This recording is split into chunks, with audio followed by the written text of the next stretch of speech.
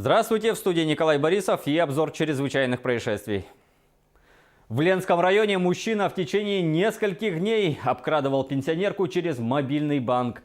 Сумма ущерба составила около 45 тысяч рублей. Женщина познакомилась с другой и пригласила ее к себе в гости. Позднее к ним присоединился подозреваемый. Когда алкоголь закончился, компания решила купить еще. Пенсионерка сообщила, что у нее есть деньги, но карты с собой нет. Тогда мужчина предложил перевести деньги через услугу «Мобильный банк», что она и сделала, переведя 3000 на счет подозреваемого. Отметили в МВД. Позже они поехали в дом мужчины, где пенсионерка заснула, оставив на столе свой телефон. Воспользовавшись этим, злоумышленник вытащил сим-карту из телефона и установил на свой смартфон.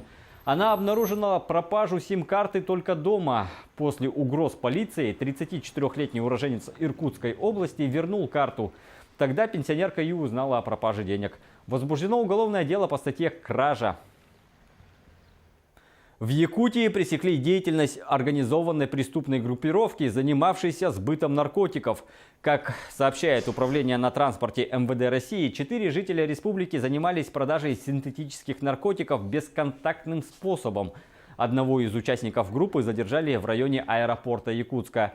Позже стражи правопорядка задержали еще 3 подозреваемых. Во время обыска по месту жительства задержанных полицейские изъяли свыше 300 гриппер-пакетов с наркотическим веществом общим весом свыше 200 граммов.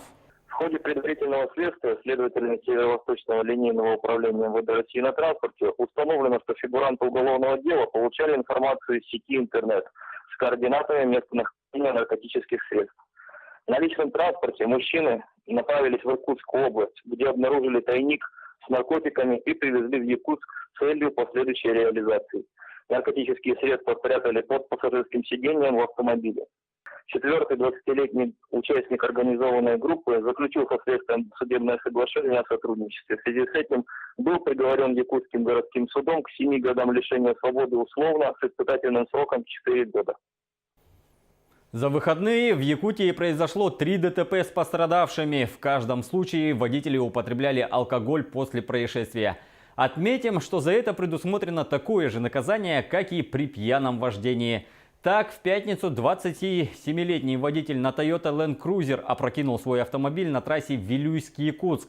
В салоне было 4 пассажира, которые заплатили ему 1800 рублей. Все они были доставлены в местную больницу. С его слов, он выпил бутылку пива после аварии.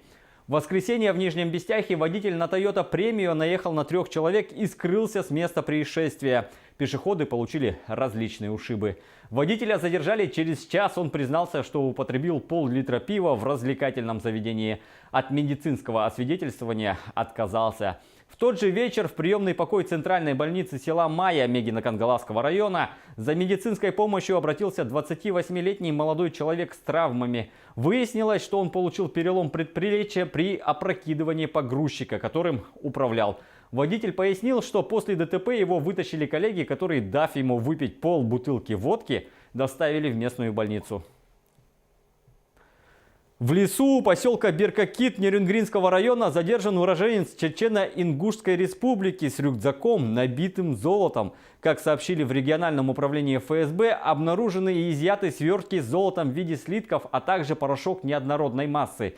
Вес изъятого ценного металла составил свыше 13 килограмм. Согласно котировке Центрального банка России, стоимость изъятого золота составляет более 34 миллионов 500 тысяч рублей.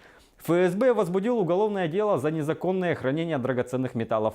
Проводятся необходимые следственные действия. Вертолет владельца футбольного клуба «Лестер» потерпел крушение возле стадиона команды. Полиция выясняет подробности инцидента, рассказывает Ксения Орлова.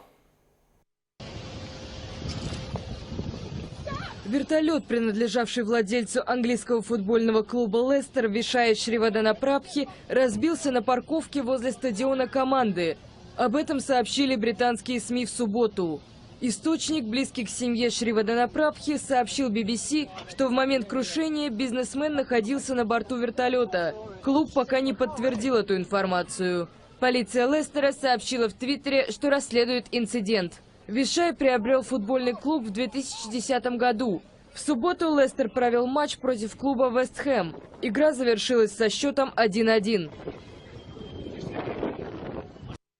В Индонезии разбился пассажирский самолет. На борту находилось 189 человек, рассказывает Алена Островская. Пассажирский Боинг 737 в понедельник разбился неподалеку от индонезийского острова Ява. Лайнер авиакомпании Lion Air направлялся в город Пангкалпинанг на Суматре. Судно пропало с радаров через 13 минут после вылета из аэропорта Джакарты. Как сообщили в Министерстве по ликвидации последствий катастроф, на борту находились 189 человек, включая 10 членов экипажа. Как рассказал глава Комитета по безопасности на транспорте, обломки самолета обнаружили в Яванском море. В предполагаемой зоне крушения ведутся поисково-спасательные работы. Мы используем сонар, затем направим дайверов, чтобы определить местонахождение черного ящика. Надеюсь, мы найдем его. Родственники пассажиров и членов экипажа прибыли в аэропорт Джакарты в надежде услышать хоть какие-то известия. Представитель авиационных властей Индонезии сообщил, что прямо перед тем, как с самолетом пропала связь, борт запросил возвращение на базу, и диспетчер дал добро. В Lion Air заявили, что оба пилота имели суммарный налет 11 тысяч часов. Производитель лайнера, компания Boeing, сообщила, что пристально следит за ситуацией вокруг авиакатастрофы. На этом пока все. Берегите себя.